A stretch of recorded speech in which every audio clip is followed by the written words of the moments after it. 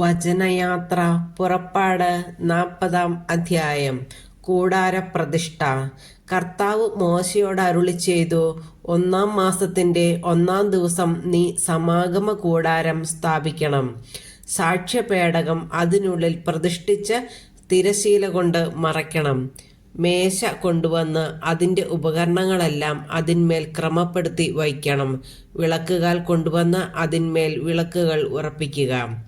ധൂപാർച്ചനയ്ക്കുള്ള സ്വർണപീഠം സാക്ഷ്യപേടകത്തിന്റെ മുൻപിൽ സ്ഥാപിക്കുകയും കൂടാരവാതിലിന് യവനിക ഇടുകയും വേണം. സമാഗമ കൂടാരത്തിന്റെ വാതിലിനു മുൻപിൽ നീ ദഹന ബലിപീഠം സ്ഥാപിക്കണം. സമാഗമ കൂടാരത്തിന്റെയും ബലിപീഠത്തിന്റെയും മധ്യേ ഷാളനപാത്രം വച്ച് അതിൽ വെള്ളമൊഴിക്കുക. ചുറ്റും അങ്കണമൊരുക്കി അങ്കണ കവാടത്തിൽ യവനിക തൂക്കിയിടണം. അതിനുശേഷം അഭിഷേക തൈലമെടുത്ത് കൂടാരവും അതിലുള്ള സകലതും അഭിഷേചിക്കുക. അങ്ങനെ കൂടാരവും അതിലെ ഉപകരണങ്ങളും ശുദ്ധീകരിക്കുക, അവ വിശുദ്ധമാകും. ദഹന ബലിപീഠവും അതിലെ ഉപകരണങ്ങളും അഭിഷേചിച്ച് ശുദ്ധീകരിക്കുക, ബലിപീഠം അതിവിശുദ്ധമാകും. ഷാളനപാത്രവും അതിൻ്റെ പീഠവും അഭിഷേചിച്ച് ശുദ്ധീകരിക്കണം. അനന്തരം അഹ്റോനെയും അവൻ്റെ പുത്രന്മാരെയും സമാഗമ കൂടാരത്തിൻ്റെ വാതിൽക്കൽ കൊണ്ടുവന്ന് വെള്ളം കൊണ്ട് കഴുകണം. അഹ്റോനെ നീ വിശുദ്ധ വസ്ത്രങ്ങൾ അണിയിക്കുകയും അഭിഷേചിച്ച് ശുദ്ധീകരിക്കുകയും വേണം. അങ്ങനെ അവൻ പുരോഹിത പദവിയിൽ എന്നെ ശുശ്രൂഷിക്കട്ടെ. അവൻ്റെ പുത്രന്മാരെ കൊണ്ടുവന്ന് അങ്കികൾ അണിയിക്കണം. അവരുടെ പിതാവിനെ അഭിഷേചിച്ചതുപോലെ അവരെയും അഭിഷേകം ചെയ്യണം. പുരോഹിതരെന്ന നിലയിൽ അവർ എനിക്ക് ശുശ്രൂഷ ചെയ്യട്ടെ. അവരുടെ ഈ അഭിഷേകം അവരെ തലമുറകളിലൂടെ നിലനിൽക്കുന്ന നിത്യപൗരോഹിത്യത്തിൽ ഭാഗഭാക്കുകളാക്കും. മോശ അപ്രകാരം പ്രവർത്തിച്ചു. കർത്താവ് തന്നോട് കൽപ്പിച്ചതെല്ലാം അവൻ അനുഷ്ഠിച്ചു.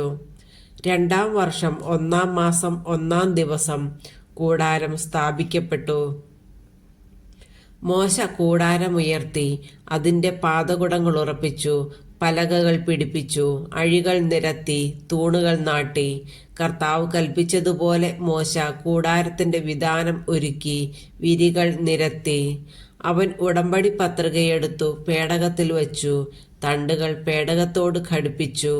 പേടകത്തിനു മീതെ കൃപാസനം സ്ഥാപിക്കുകയും ചെയ്തു. കർത്താവ് കൽപ്പിച്ചതുപോലെ മോശ സാക്ഷ്യപേടകം കൂടാരത്തിനുള്ളിലേക്ക് കൊണ്ടുവന്നു, അത് തിരശീല കൊണ്ട് മറച്ചു. അവൻ സമാഗമ കൂടാരത്തിൽ ശ്രീകോവിലിൻ്റെ വടക്കുവശത്തായി യവനികയ്ക്കു വെളിയിൽ മേശ സ്ഥാപിച്ചു. അതിന്മേൽ കർത്താവ് കൽപ്പിച്ചതുപോലെ അവിടുത്തെ മുൻപിൽ ക്രമപ്രകാരം അപ്പവും വച്ചു. സമാഗമ കൂടാരത്തിൽ മേശയ്ക്കെതിരായി ശ്രീകോവിലിൻ്റെ തെക്കുവശത്ത് വിളക്കുകൾ സ്ഥാപിച്ചു.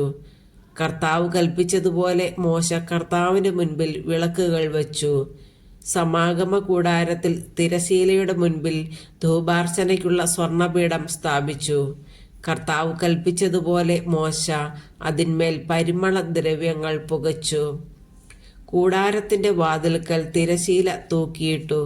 കർത്താവ് കൽപ്പിച്ചതുപോലെ സമാഗമ കൂടാരത്തിൻ്റെ വാതിൽക്കൽ ദഹന ബലിപീഠം സ്ഥാപിക്കുകയും അതിന്മേൽ ദഹനബലിയും ധാന്യബലിയും അർപ്പിക്കുകയും ചെയ്തു.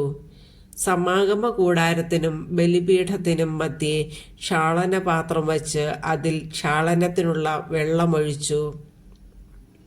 ഈ വെള്ളം കൊണ്ട് മോശയും അഹ്റോനും അഹ്റോന്റെ പുത്രന്മാരും കൈകാലുകൾ കഴുകി. കർത്താവ് മോശയോട് കൽപ്പിച്ചതുപോലെ അവർ സമാഗമ കൂടാരത്തിൽ പ്രവേശിക്കുമ്പോഴും ബലിപീഠത്തെ സമീപിക്കുമ്പോഴും ക്ഷാളനകർമ്മം അനുഷ്ഠിച്ചു പോന്നു. അവൻ കൂടാരത്തിനും ബലിപീഠത്തിനും ചുറ്റും അങ്കണമുണ്ടാക്കി. അങ്കണ കവാടത്തിൽ യവനികയിട്ടു. അങ്ങനെ മോശ ജോലി ചെയ്തു തീർത്തു. കർത്താവിൻ്റെ സാന്നിധ്യം. അപ്പോൾ ഒരു മേഘം സമാഗമ കൂടാരത്തെ ആവരണം ചെയ്തു. കർത്താവിൻ്റെ മഹത്വം കൂടാരത്തിൽ നിറഞ്ഞു നിന്നു. മോശയ്ക്ക് സമാഗമ കൂടാരത്തിൽ പ്രവേശിക്കാൻ കഴിഞ്ഞില്ല, കാരണം മേഘം അതിനെ ആവരണം ചെയ്തിരുന്നു. കർത്താവിൻ്റെ മഹത്വം കൂടാരത്തിൽ നിറഞ്ഞു നിന്നിരുന്നു. മേഘം കൂടാരത്തിൽ നിന്ന് ഉയരുമ്പോഴാണ് ഇസ്രായേൽ ജനം യാത്ര പുറപ്പെട്ടിരുന്നത്. മേഘം ഉയർന്നില്ലെങ്കിൽ അതുയർന്ന ദിവസം വരെ അവർ പുറപ്പെട്ടിരുന്നില്ല. കർത്താവിൻ്റെ മേഘം പകൽ സമയത്ത് കൂടാരത്തിന് മുകളിൽ നിലകൊണ്ടിരുന്നു. രാത്രി സമയത്ത് മേഘത്തിൽ അഗ്നി ജ്വലിച്ചിരുന്നു.